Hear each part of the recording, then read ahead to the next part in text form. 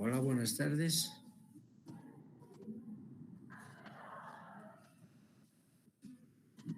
¿Me escuchan? Sí, doctor.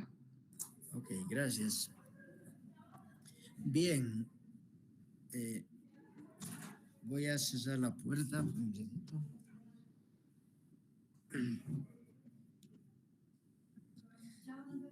Bien, vamos a entrar a un capítulo diferente. Empezamos con la parte de entomología médica.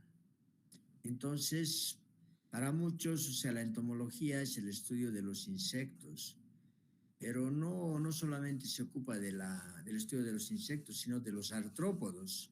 Entonces, todos los insectos son artrópodos, pero no todos los artrópodos son insectos. Entonces, ahí ustedes tienen algunas imágenes, ¿no? Aquí tenemos en la parte inferior un flebótomo, básicamente relacionado con la transmisión de leishmania, ¿sí? No solamente leishmania, pero principalmente varias especies de leishmania.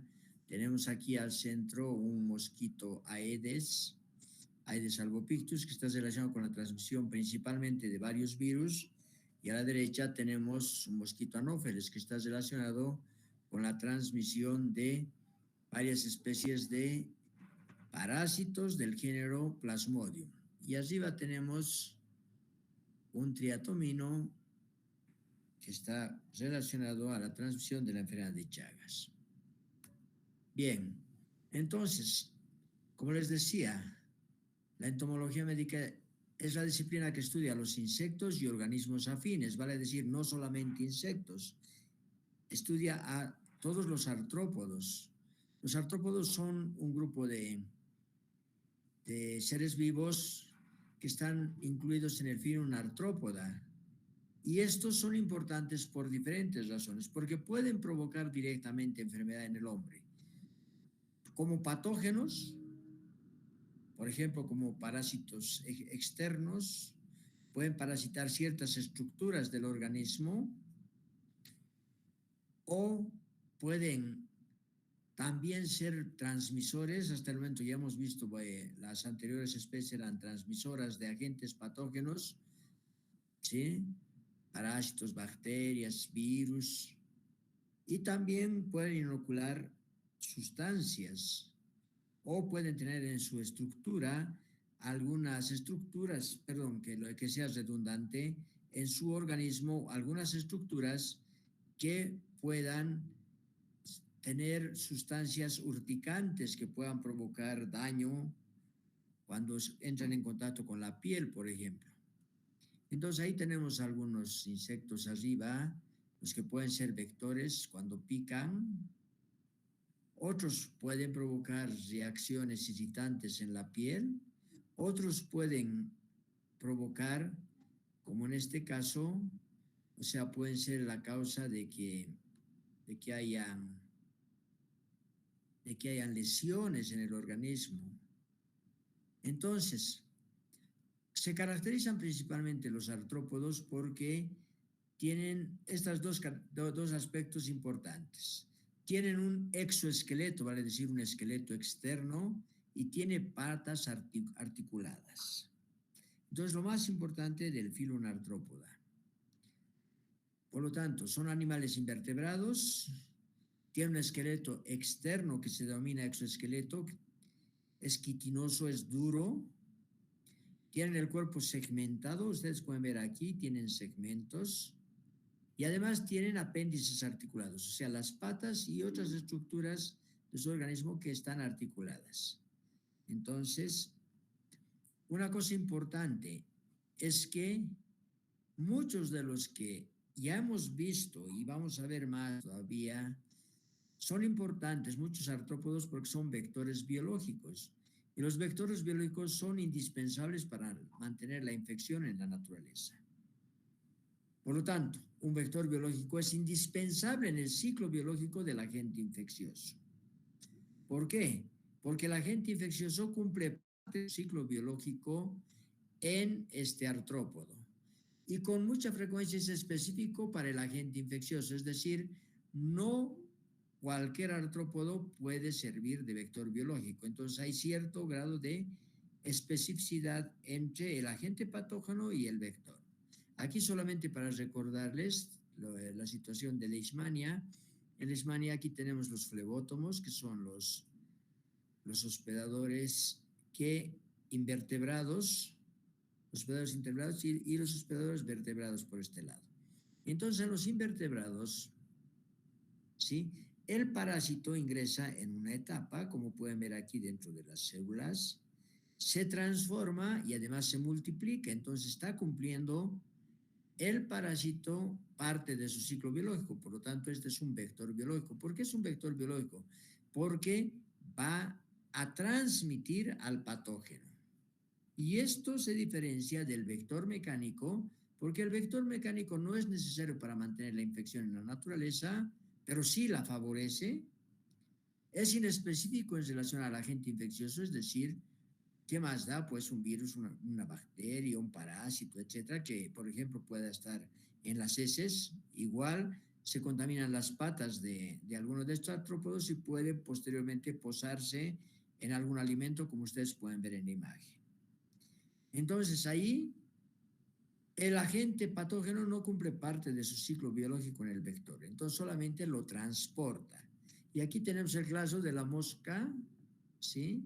La mosca común o mosca doméstica. Musca doméstica es el nombre científico, aquí está el nombre común nada más, y están las cucarachas. Entonces, estos son vectores mecánicos. No se preocupa mucho por esto de la clasificación, por acordarse ahora, puesto que igual en el material que dejamos está así tal cual. Esta es una copia nada más del material correspondiente. Entonces, hemos tratado de hacer la clasificación más sencilla posible, porque la clasificación de los artrópodos es muy compleja, porque además corresponde a un filum que tiene una extraordinaria cantidad de especies, algunas de importancia médica y otras no son de importancia médica. La mayoría no son de importancia médica. Entonces, básicamente en el filum artrópoda hay dos subfilums, el filum mandibulata y el filum chelicerata. Esto corresponde a ciertas estructuras que tienen en la parte cefálica. Los del subfilum mandibulata tienen mandíbulas, mientras que los del subfilum chelicerata tienen quelíceros. Ya vamos a ver qué son los quelíceros. Entonces, la mayoría de los artrópodos de importancia médica pertenecen al subfilum mandibulata. Y en el subfilum mandibulata hay varias clases, pero la que más nos interesa es la clase insecta, donde están los insectos. Y la mayoría de los artrópodos que vamos a estudiar van a ser insectos. Y dentro de los insectos están los órdenes. Y el orden que más importancia tiene en parasitología médica, y no solamente en parasitología, sino también como son importantes en la transmisión, por ejemplo, de virus, de bacterias y demás, son del orden Diptera.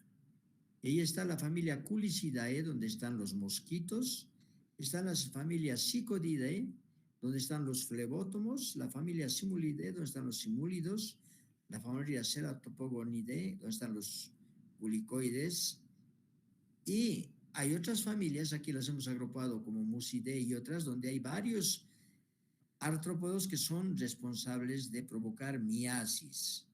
Ya vamos a ver más adelante qué son las miasis. Después tenemos el orden Hemiptera, donde están los triatominos.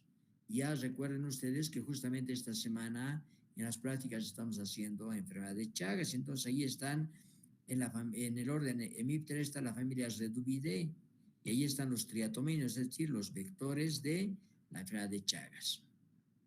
Tenemos el orden Anoplura, donde están los piojos. Los piojos son importantes ectoparásitos, pero también son importantes vectores de enfermedades, principalmente bacterianas.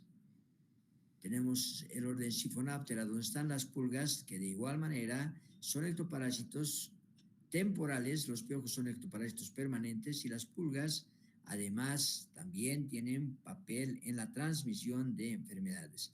Y está el orden Blattaria, donde están las cucarachas, principalmente por su papel como vectores mecánicos.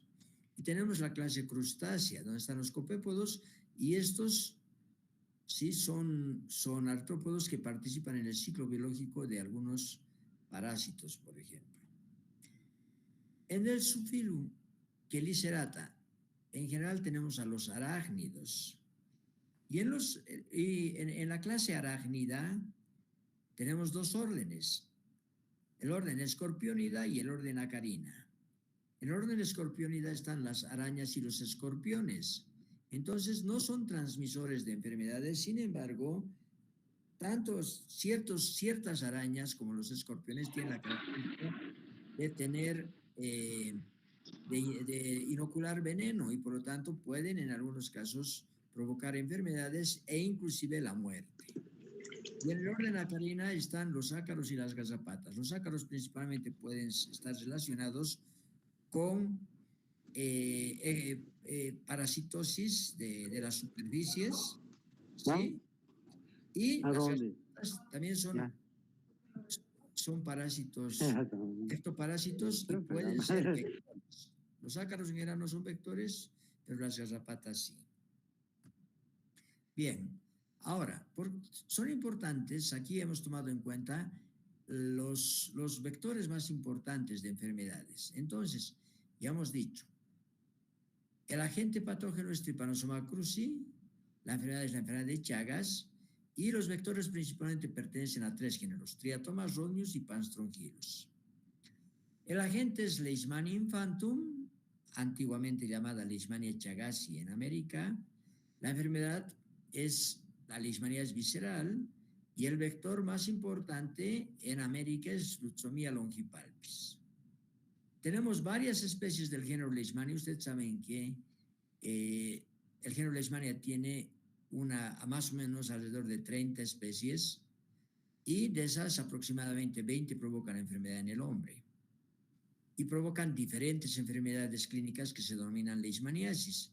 Y por lo tanto hay varias especies de flebótomos que son vectores de las diferentes especies de Leishmania. Después tenemos los parásitos del género Plasmodium, que son los responsables de la malaria. Y ahí los vectores son las hembras del género Anopheles. Después tenemos Buchereria bancrofti, Orcocerca bobolus, Manzonella persans y Manzonella osardi, que son filarias que están presentes en América. Entonces, y básicamente tenemos aquí vectores relacionados al grupo de los mosquitos, y estas son pequeñas moscas que transmiten la oncocercosis, y existen otros insectos más pequeños, pulicoides, sí, que pueden ser transmisores de Manzonella perstans y Manzonella osardi. Otros vectores. Tenemos aquí dos pulgas, Tenocefalides canis y Tenocefalides felis, y además pulexicitas que pueden participar en la transmisión de la dipilidiosis. Y la dipilidiosis es una parasitosis principalmente de los cánidos y que pueden en su momento ser parásitos del humano. Dipilidium caninum es el agente patógeno. Lo mismo que Hymnolepis diminuta, que es un parásito principalmente de una tenia principalmente de roedores y puede tener como transmisores a otras pulgas. Dracunculus medinensis, sí, es un parásito que está en vías de erradicación, no le vamos a dar mucho detalle. Por lo tanto, Diphyllobotrium latum es una tenia muy grande y también tiene como hospedadores a ciertos artrópodos acuáticos. Esto es interesante porque Bartonella bacilliformis es una bacteria que provoca la bartonellosis o enfermedad de Carrión, y entonces tiene a Lutzomia verrucarum y otras especies como vectores.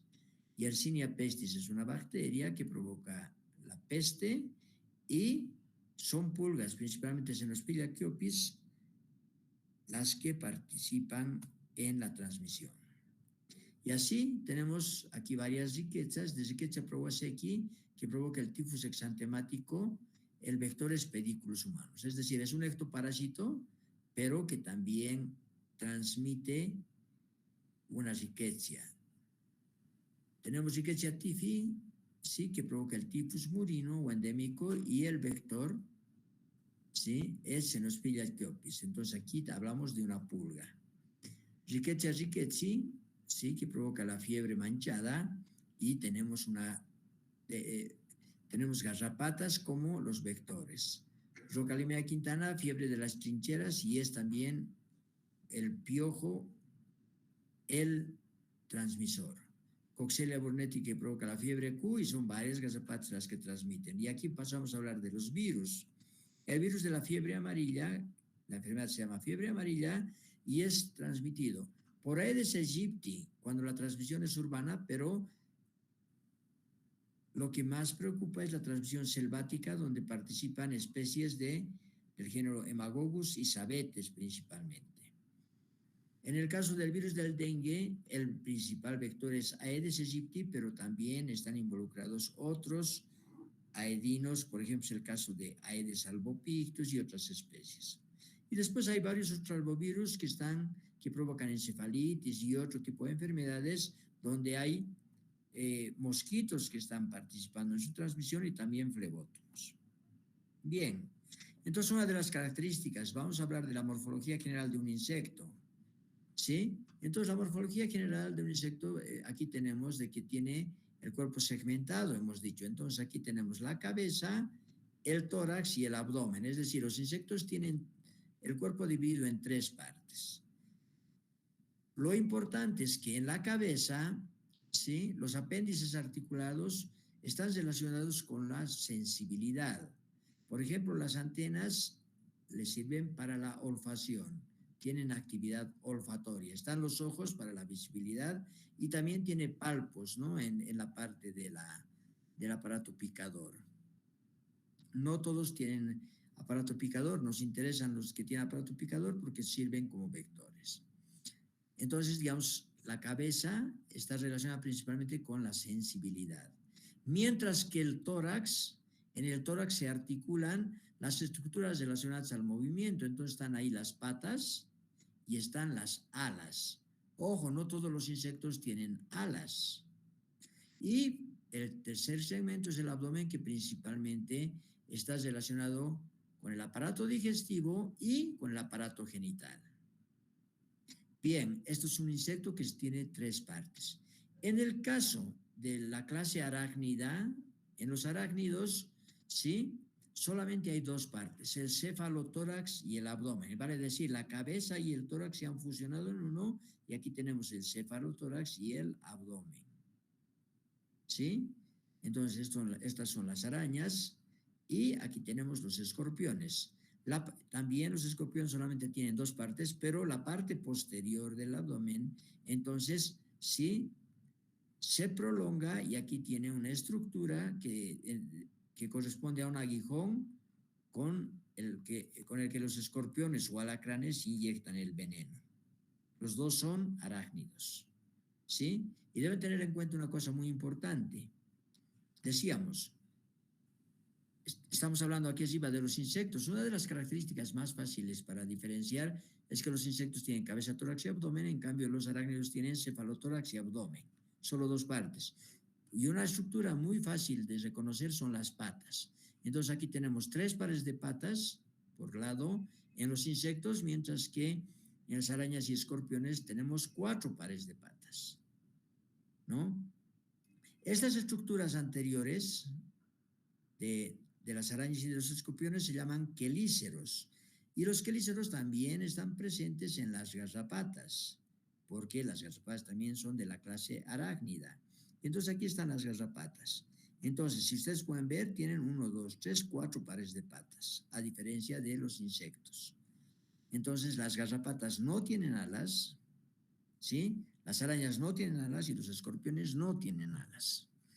Los insectos, algunos tienen alas y otros no tienen alas. Ahora, las garrapatas se dividen en garrapatas duras y garrapatas blandas, básicamente porque tienen una estructura aquí que es bastante quitinizada. ¿Ya? Otra de las cosas, ¿sí? El cuerpo de las garrapatas se divide en natosoma o capítulo, esta parte anterior, el equivalente a la cabeza, que a veces no se percibe siquiera, y el idiosoma o cuerpo. Ahora, de acuerdo al ciclo biológico, Básicamente vamos a hacer énfasis en el ciclo biológico de los insectos. Entonces, hay dos tipos de ciclo biológico muy característicos, pero debemos mencionar que los insectos y todos los artrópodos, al tener un esqueleto externo, crecen por etapas. No pueden crecer así continuamente como el caso de los que tenemos el esqueleto interno. Nosotros tenemos el esqueleto interno. Entonces, al tener un esqueleto externo, el exoesqueleto, entonces cada determinado tiempo durante su desarrollo, entonces deben abandonar su esqueleto externo. Por eso es que el crecimiento es por etapas, ¿sí? A ese crecimiento se lo conoce con nombre de metamorfosis. Y aquí tenemos el caso, por ejemplo. En el ciclo holometábolo, que tienen algunos insectos, aquí tenemos, por ejemplo, el caso de los flebótomos, los mosquitos también tienen ciclo holometábolo. Entonces, ¿qué pasa? Tenemos los adultos son alados y son voladores. Entonces, una vez fecundada la hembra pone huevos y de los huevos salen una especie de parásitos, de estadios, no parásitos, de estadios vermiformes, es decir, en forma de gusanos. Y vean, y pueden tener diferentes etapas. Estas son las larvas. Está el adulto, el huevo y los diferentes estadios larvarios, las larvas. Después de estas larvas, se pueden alimentar en la tierra, en el caso de los fótomos, en el caso de los mosquitos, en el agua, porque son acuáticos. Y después de un lapso de tiempo, las larvas se transforman en el siguiente estadio, que es la pupa, ¿no? Ahora, lo importante es que la pupa ya no se alimenta. Entonces, aquí dentro de la pupa es una cubierta rígida donde estará el artrópodo. Entonces, ahí se va a formar el adulto. Y este ciclo puede ser, ya les digo, puede ser en la tierra, puede ser en el agua. Vean, entonces aquí la característica es que sus hábitos son diferentes. Por ejemplo, aquí los adultos de los flebótomos, las hembras pueden ingerir sangre, pero ojo, no por necesidad nutricional, sino porque necesitan sangre para poner huevos. Eso se llama ciclo gonotrófico. Los huevos son depositados en la tierra y después en la tierra emergen las larvas y estas van cambiando, van mudando. Y después aquí tenemos la pupa. Entonces, tienen diferentes hábitos, diferente hábitat. ¿Sí? Por ejemplo, las hembras pueden ingerir sangre. Los machos ingieren savia de plantas. Entonces tienen diferentes, y morfológicamente son diferentes.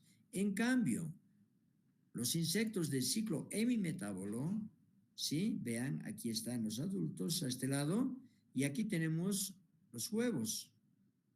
Pero una vez que de los huevos sale el artrópodo, entonces todos los estadios son similares. Entonces uno ve uno chiquitito, sin embargo sabe que a partir de este, pues los adultos irán aumentando de tamaño y se nota más que todo el crecimiento de las alas, pero sin embargo uno ve este y sabe cómo va a ser cuando sea adulto. Los adultos se conocen con nombre de imagos. Entonces, en el ciclo hemimetábolo tenemos los huevos que son diferentes y después tenemos las ninfas de diferente estadio y finalmente los adultos o imagos.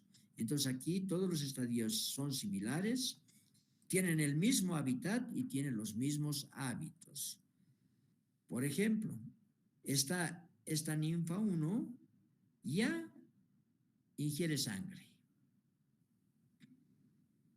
Y lo mismo estas otras. Entonces aquí los adultos y las ninfas son hematófagas. Mientras que aquí, en el caso de los flebótomos y los mosquitos, solamente los adultos y en este caso las hembras son hematófagas. Por lo tanto, en el caso del ciclo hemimetábolo, son similares en cuanto a morfología, tienen el mismo hábitat y los mismos hábitos nutricionales. Para recordar un poco más, aquí está un mosquito.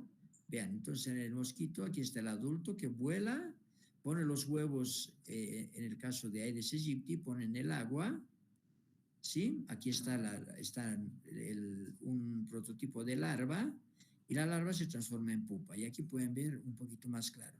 El adulto los huevos son puestos en el agua.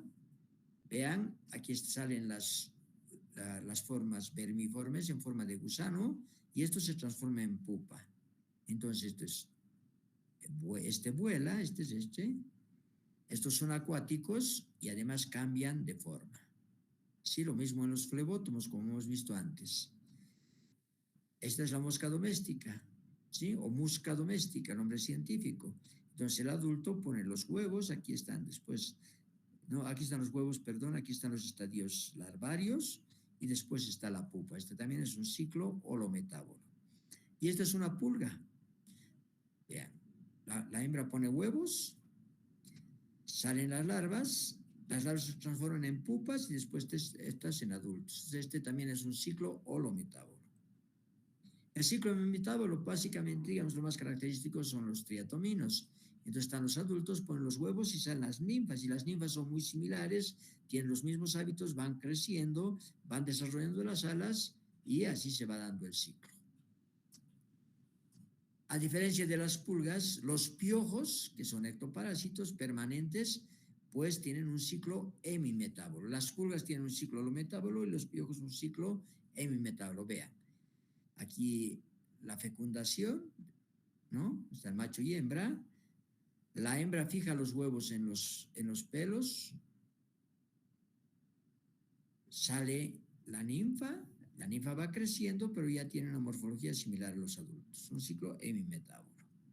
Ahora, es importante para nosotros, por el afán de la cuestión de, más que por el afán, por la situación de que, por la necesidad de sangre, de ingerir sangre, puede ser que ciertos insectos o artrópodos transmitan enfermedades.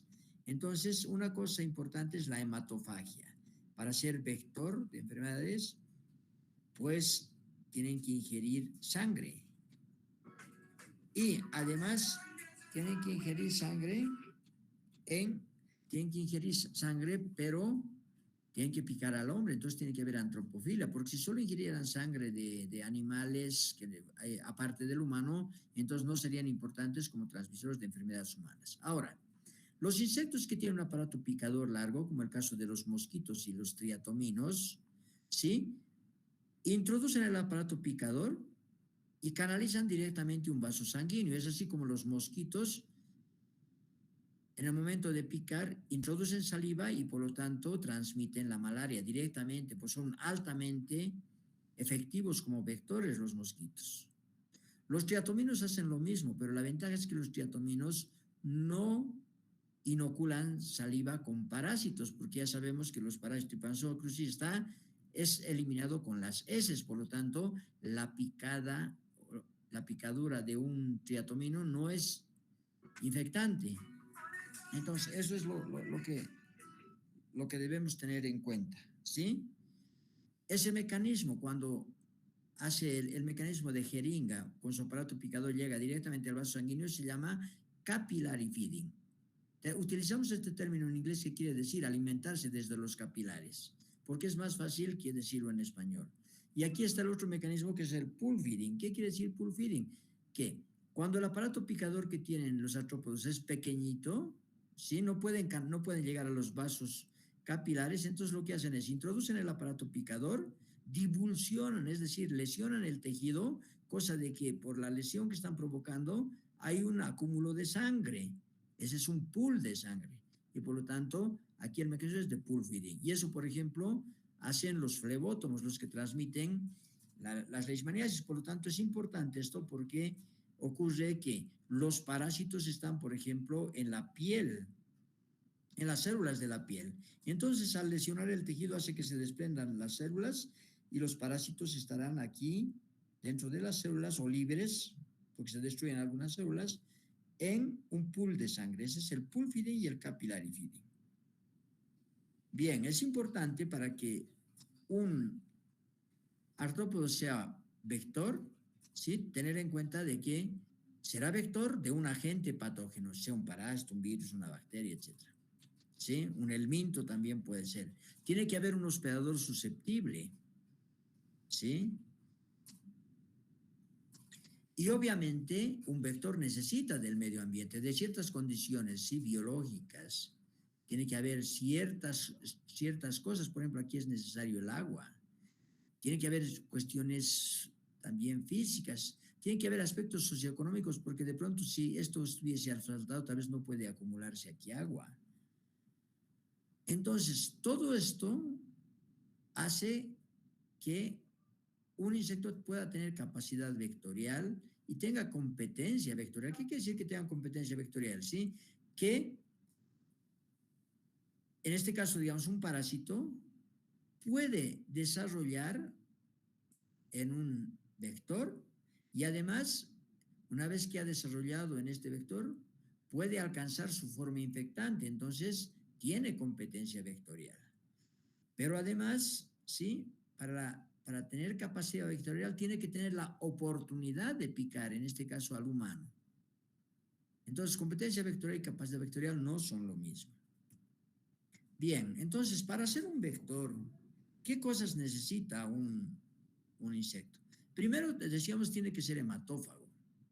Tiene que ingerir sangre. Tiene que picar al hombre, tiene que ser antropofílico. Entonces, en este rango hay algunos insectos que son eminentemente antropofílicos, es decir, que pican habitualmente al hombre. Y otros pican solamente animales. Entonces, algunos, los que sean solamente zoofílicos, no tendrán importancia como patógenos, perdón, como vectores de enfermedades humanas. Por lo tanto, mientras más antropofílico sea, tiene la posibilidad de ser un buen vector de enfermedades humanas. Ahora, hay vectores que son antropofílicos y zoofílicos. ¿Cuán zoofílicos o cuán antropofílicos son? Eso depende de los vectores. Y a veces algún vector que era zoofílico nada más se puede adaptar por las cuestiones de la deforestación, por ejemplo, y por necesidad de presa, y se transforma en antropofílico. Ahora, ¿dónde pican? Si pican dentro de las casas, ¿sí? Si se alimentan dentro de las casas, es endófago. Pero si lo hacen en ambiente silvestre, en la selva, fuera de las casas, es exófago. Ahora, si después de picar permanece en la casa, por lo menos por un lapso de tiempo importante, es endófilo. Es decir, come dentro y se queda dentro. Entonces es endófago y es endófilo. Pero si come dentro y luego sale, es endófago, pero es exófilo.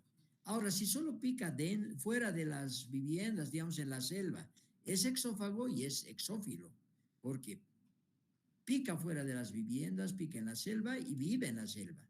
Entonces, estas combinaciones son importantes porque dependiendo de eso, vamos a ver cuán importantes pueden ser como transmisores de enfermedades humanas, pero además esto es sumamente importante de conocer porque a partir de eso es que se podrá saber cómo luchar contra el vector. Ahora, ¿dónde cumple su ciclo biológico el vector?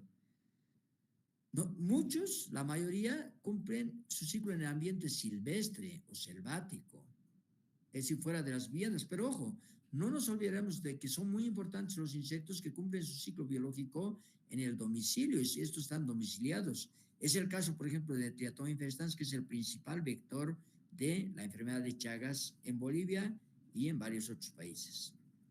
Entonces, la transmisión vectorial puede ser dentro de las casas, entonces la transmisión, por lo tanto, puede ser doméstica.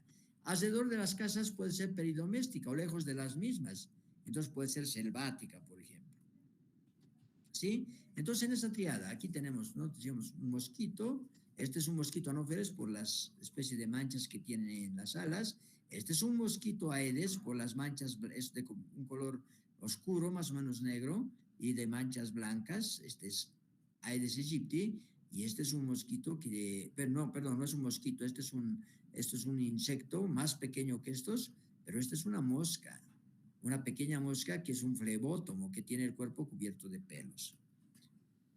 Bien, entonces no nos olvidaremos de lo importante de la triada, ¿no? De parásito, vector y hospedador. Pero ojo, no habría esto si acaso no hay el medio ambiente propicio. Puede no ser parásito, puede ser bacteria, puede ser virus. Ahora, aquí solamente para ejemplificar. Por ejemplo, aquí están haciendo capturas, ha venido un insecto y ha picado a la gente dentro de las viviendas. Esto sería endofagia. Aquí está picando fuera de las viviendas. Esto es exofagia. ¿Sí? Ahora, si el insecto pica aquí dentro y luego sale, entonces eso es, ¿sí? Exofilia. Pero si pica dentro y se queda dentro, entonces es endófilo. Ahora, si pica con preferencia al humano, ¿sí? Entonces, antropófilo. Pero si pica sobre todo animales, es zoófilo. Pero vean, aquí, por ejemplo, es una trampa donde se ha puesto adentro un animal o es un burro y entonces el insecto va y pica preferentemente a este animal, entonces es zoófilo. Algunos pueden picar tanto a humanos como a animales, a otros animales. Ahora vean, hay insectos que pican principalmente en la selva. Es el caso, por ejemplo, de la transmisión de la fiebre amarilla. Aquí tenemos en África. Aedes africanus transmite la fiebre amarilla entre monos, ¿sí? Pero, obviamente, un mono infectado pica una hembra de Aedes africanus, se infecta y luego pica otro mono y así se da el ciclo de transmisión. ¿Sí? La transmisión es entre monos a través de los vectores.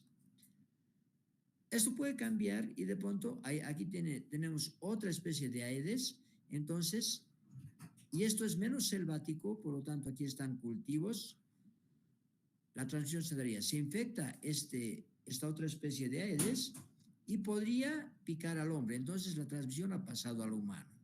Y vean lo más interesante aquí, ¿sí? Esta persona está infectada, se ha infectado en el monte y después se traslada a ambiente urbano y en el ambiente urbano está Aedes aegypti. Aedes aegypti que está presente en diferentes partes del mundo tropical, ¿sí? Está presente en nuestro medio en muchas partes, ¿sí? Está muy, muy extendido.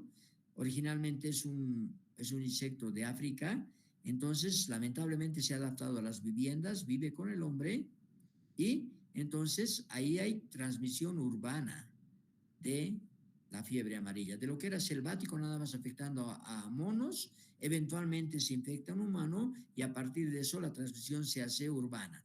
Cuando la transmisión es urbana, pues hay muchos casos humanos y eso es lo grave.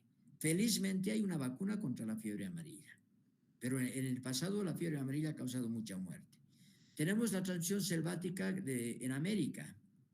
En América la transmisión selvática de la fiebre amarilla entre monos se da por especies del género Haemococcus y Sabetes. Entonces estos insectos pican a los monos y después les transmiten la fiebre amarilla ahí. Ojo, y los monos mueren por fiebre amarilla. ¿Qué pasa? El hombre puede introducirse a la selva por cuestiones, vea aquí, por deforestar, por cazar animales, etcétera, le pica un Haemococcus, se infecta el humano vuelve a zonas urbanas. En las zonas urbanas, Aedes aegypti puede picarle a este humano y puede darse la transmisión. Ahora, una cosa que hay que decir de manera importante. Aedes aegypti, si bien es una especie, pero es un complejo de especies. O sea, es genéticamente, un Aedes aegypti no es igual que otro Aedes aegypti. Por lo tanto, felizmente en nuestro país y en América en general, los Aedes aegypti que tenemos son buenos transmisores del dengue, pero no son buenos transmisores de la fiebre amarilla. Bien, una de las cosas importantes, que esto es bastante difícil de entender, pero ustedes tomen en cuenta una cosa. Vean, aquí en esta parte inicial, lo que está en un color rosado más o menos, sería el inicio del tiempo que vive un insecto, ¿sí? Entonces, estaríamos hablando de más o menos 20 días. Esa es la longevidad. ¿Qué quiere decir longevidad? ¿Cuánto tiempo vive? Aquí tenemos 23 días. Estamos imaginándonos una situación. ¿Qué es el ciclo gonotrófico? El ciclo gonotrófico es cada cuánto tiempo necesita picar la hembra para poner huevos. ¿Sí? Entonces, cada 4 días. ¿Qué es el periodo de incubación extrínseca? Es el lapso de tiempo desde que un insecto se infecta hasta que tiene formas infectantes y por lo tanto puede transmitir al patógeno con el que se ha infectado. Ahora pensaremos que la primera comida de sangre, ¿sí?, es a los 2 días. Entonces, imaginemos esto. Este es el tiempo que vive. Salió salió de la pupa, el insecto, aquí, vivirá 20 días más o menos, más 23 días en este caso. Vean. Entonces, el insecto, la primera vez que se alimenta de sangre, bueno, que ingiere sangre, es a los 2 días. Entonces, y el ciclo gonotrófico dura 4 días. Entonces, tienen que pasar 4 días, ¿sí? Y vuelve a picar. Pero ojo, este insecto, por mucho que ha vuelto a picar, ¿el insecto ya se infectó en este momento? No. En este momento no. ¿Por qué? Porque no ha picado ni a una persona ni a un animal infectado. Entonces, aquí esta primera comida no pasa nada. Pero después de 4 días tiene que volver a picar. Entonces, vean. Pero tampoco pica a alguien infectado. Entonces, en esta picada tampoco transmite nada. ¿Sí? Pero ojo, tomen en cuenta de que en este momento, en esta segunda comida, ya ha picado a un hospedador infectado. Pero una cosa, vean aquí lo que está en celeste. El periodo de incubación extrínseca es de 10 días, es decir, desde que se infecta el insecto hasta que se torna infectante. Entonces tiene que pasar por lo menos 10 días. ¿Eso qué significa? Que este insecto, cuando pique, aquí se ha infectado, el insecto ya está infectado, pero ojo, todavía no ha desarrollado la forma infectante. Entonces, en su siguiente picada, cuando pique de nuevo a una persona, digamos, a pesar de estar infectado el insecto, no tiene todavía formas infectantes, por lo tanto, no hay riesgo de transmisión. Y en una siguiente picada tampoco, porque de aquí a aquí apenas han pasado 4 días, y 4 días, 8. Entonces, en esta segunda picada tampoco. Entonces, miren, esta primera picada el insecto no estaba infectado. Aquí ya estaba infectado, pero no ha desarrollado la forma infectante, digamos, del parásito. ¿Sí? Entonces, si queremos pensar, por ejemplo, en flebótomos, ¿sí? O queremos pensar en mosquitos, si queremos pensar en la malaria. Entonces, aquí el insecto no tuvo oportunidad de infectarse. Aquí ya se infectó, pero ojo, desde que se infectó con gametocitos hasta que tenga esporozoitos, tienen que pasar 10 días. Por tanto, aquí estaba infectado el insecto, pero no transmitió nada. Pero ojo, la siguiente sí. En la siguiente ya ha pasado el periodo de incubación extrínseca y ya sabemos que los mosquitos inoculan saliva. Entonces aquí ya habrá esporozoitos y por lo tanto hay riesgo de transmisión. Y después tendrá la oportunidad de transmitir una vez más el patógeno, pero ya no más. ¿Por qué? Porque su tiempo de vida vive máximo 23 días, por tanto se muere. Entonces esto es bastante difícil de entender, pero es necesario de tomar en cuenta. Por lo tanto, porque dependiendo de a qué hora pica, dónde pica, entonces las medidas de prevención podrán ser diferentes. Por ejemplo, si el insecto pica dentro de las viviendas, una de las opciones es utilizar los mosquiteros impregnados con insecticidas. Pero ojo, siempre y cuando el insecto pique de noche. Porque si pica de día, pues el mosquitero no sirve, porque ¿quién está debajo de un mosquitero de día? Ahora, si el insecto normalmente es exófilo, vale decir, vive fuera o ingresa solamente a picar en la noche, por ejemplo, entonces las mallas milimétricas evitan el ingreso. ¿Sí?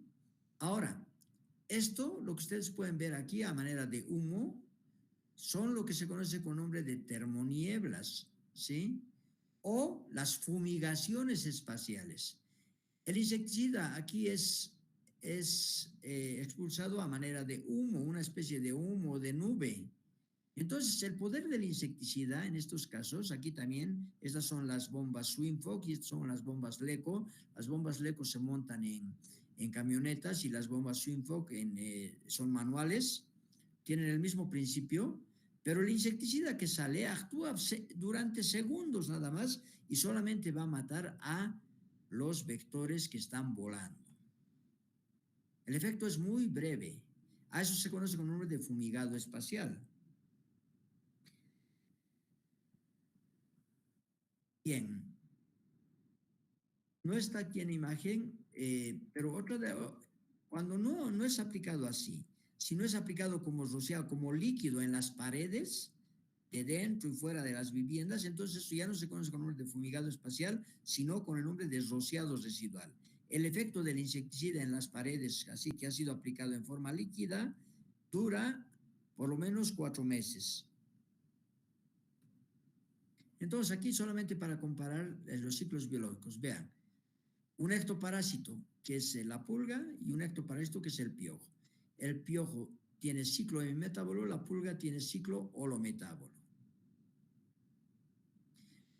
Las pulgas pican, pero no es lo más importante las pulgas, sino que las pulgas pueden ser vectoras de ciertas bacterias.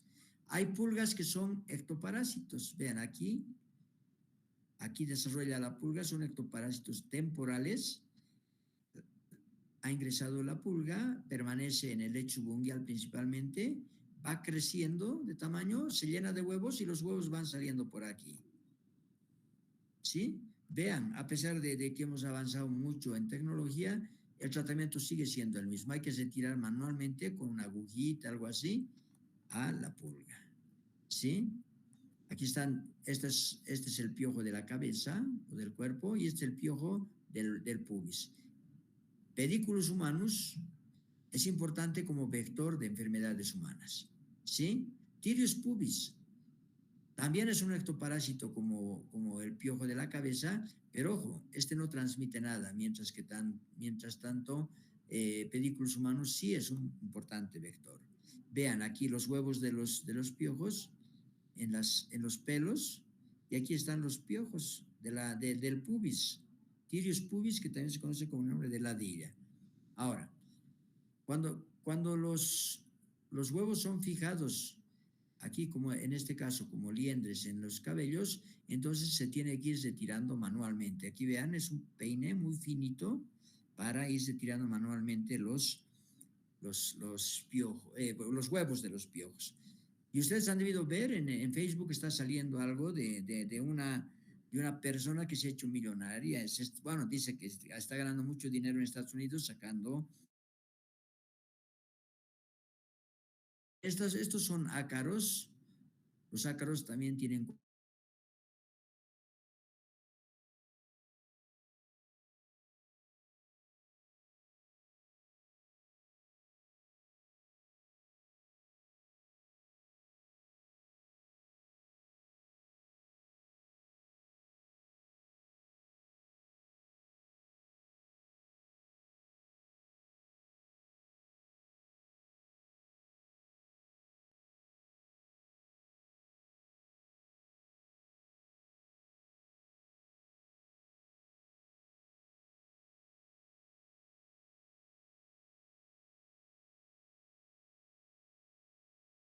Mientras que en las garrapatas duras sí se logra ver esta parte anterior desde arriba, y aquí está una estructura dura quitinizada. Por esto son las garrapatas blancas. Doctor, no está presentando pantalla.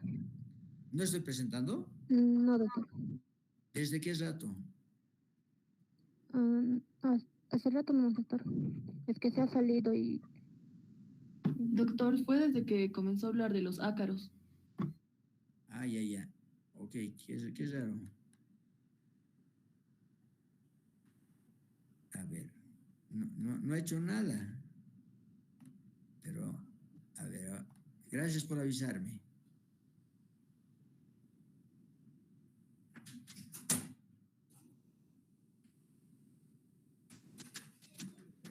Ahora.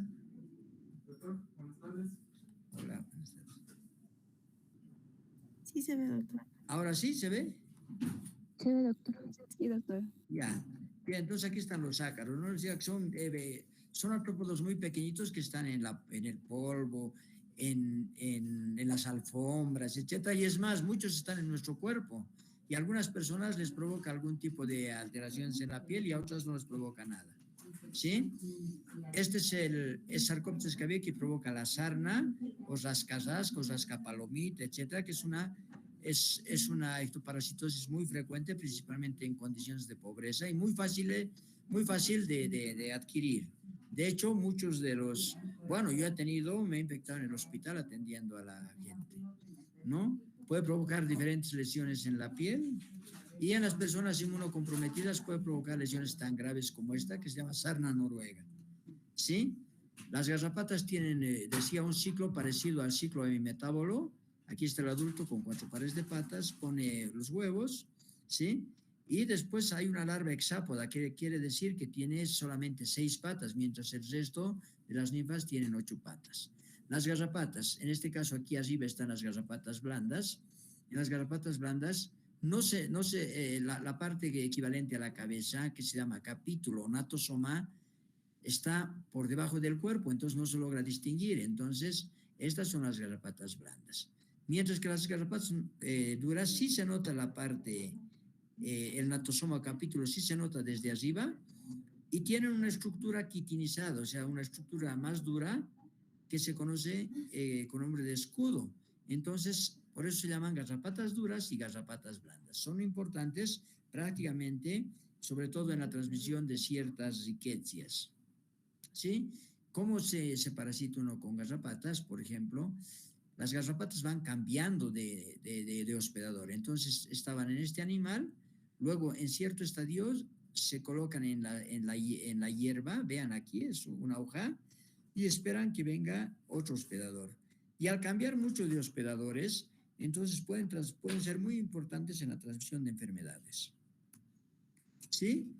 En otros casos hay parásitos. Esta es una especie de mosca. Entonces, lo curioso es que esta especie de mosca, las hembras depositan sus huevos en el abdomen de otro insecto. Y este insecto cuando se posa, por ejemplo, en la superficie, en la piel de un animal o del humano, de los huevos que han sido depositados en el abdomen, emerge una larva y esa larva ingresa a la piel y provoca lo que es la miasis. La miasis por dermatobiominis. Hay otras que ponen sus huevos o en algunos casos son larvíparas, es decir, no solamente ponen huevos, sino ya larvas. Entonces pueden, por ejemplo, parasitar la piel lesionada. Aquí una quemadura, por ejemplo, con larvas. Y bueno, y después están los animales ponzoñosos como las arañas y los escorpiones que inyectan veneno y pueden ser causa de muerte. ¿No? En las arañas, principalmente las arañas del género Latrodectus, donde están las viudas negras, y las arañas del género Loxoceles, donde están las arañas violinistas, y los escorpiones que también pueden inyectar veneno y provocar la muerte. Vean, aquí tenemos arriba las arañas, estas dos son arañas viudas negras, son muy chiquitas, miden menos de 1 centímetro. Esta es un poco más grande, pero tampoco es muy grande. Esta es la araña de los rincones. Miren, y pueden provocar desde lesiones leves, en algún caso principalmente, hay lesiones más complejas por la araña de los rincones. Esta normalmente no pica, pero sí se esconde, por ejemplo, en los zapatos, entre la ropa. Entonces, cuando uno se viste, pues se siente agredida y entonces pica. Y, por ejemplo, aquí hay necrosis en el tejido, puede evolucionar progresivamente, puede haber un problema serio a nivel pulmonar, puede provocar insuficiencia renal y puede ser causa de muerte. Las 2 arañas pueden provocar la muerte y las 2 arañas están presentes en Bolivia. Y ojo, de hecho, por ejemplo, aquí en La Paz tenemos la araña de los rincones o la araña violinista. Y probablemente tengamos viudas negras también. Aquí estoy hablando de la ciudad, ¿no? Y por lo tanto, cuando hablamos de eso, cuidado. Los más bellos artrópodos pueden ser muy peligrosos. Aquí tenemos un tipo de viuda negra, muy linda, por cierto, muy chiquitita. Les digo, de aquí a aquí mide menos de 1 centímetro. Y aquí tenemos un animal ponzoñoso, ¿sí? Es el estadio inmaduro de otro artrópodo y con estos pelos es con los que puede provocar lesiones en la piel muy irritantes, ¿no? Y si acaso esto ocurre en un niño y en el tórax, digamos, hasta puede dificultar la respiración por el extremo dolor que provoca. Bien, con esto he querido hacer la introducción para entomología y lo demás, bueno, lo van a tener por escrito. De hecho, voy a hacer alguna actualización, pero no voy a actualizar todo, sino aquellos aspectos que creo que son necesarios aclararlos porque algunas cosas han cambiado. Bien, si hay alguna pregunta, entonces estaré presto a responderla. Gracias.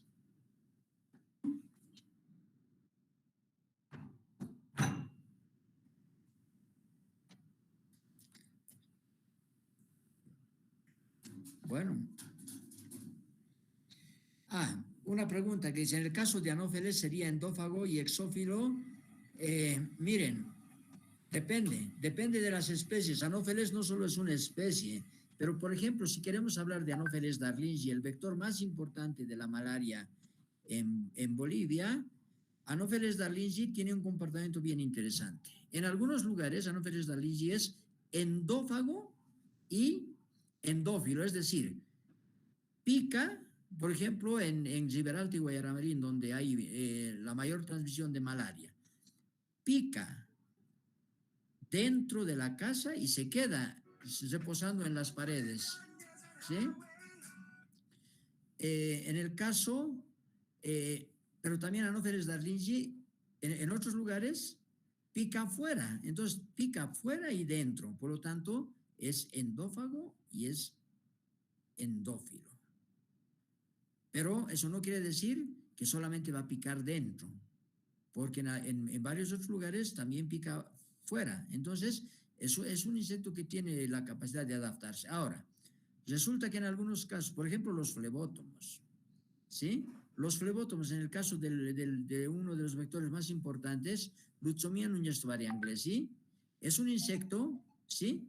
Endófago, pero exófilo. ¿Qué quiere decir eso? En las noches ingresa a las viviendas, pica a los habitantes y después de picar no se queda, ni siquiera a reposar en las paredes, sale volando. Entonces es endófago y exófilo. Entonces, no podemos decir que unos géneros son así.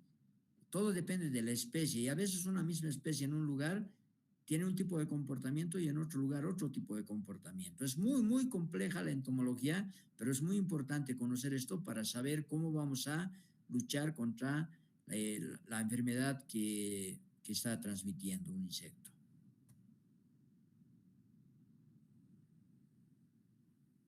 Ya. Dice que si puedo repetir el lugar donde pican. Bien.